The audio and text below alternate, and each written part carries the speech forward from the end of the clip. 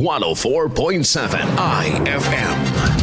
Report! Iminungkahi ng isang mambabatas sa La Union ang pagpapatayo ng pampublikong sementeryo para sa mga Muslim sa lalawigan. Sa isang regular session ng Sangguniang Palalawigan ng La Union, inilahad ng mambabatas na magsisilbing pagkilala sa tradisyon at kultura ng mga Muslim ang layunin ng konstruksyon. Daing rin umano ng Muslim community sa La Union na kinakailangan pang ibiyahe sa Pangasinan ang kanilang yumao upang mailibing sa pinakamalapit na sementeryo ng mga Muslim. Nagiging dagdag sa pasanin pa umano ito sa pamilya ang distansya ng sementeryo dahil kinakailangang mailibing ang yumao sa loob ng 24 oras base sa kanilang tradisyon. Sa huli, hinimok ng mambabatas ang sanggunian na gumawa ng hakbang ukol dito para sa mga residenteng Muslim sa lalawigan sa kabila ng pagkakaiba ng relihiyon. Kasama mo mula dito sa IFM Dagupan, ito si Idol Jam Victorio. Tatak, IFM.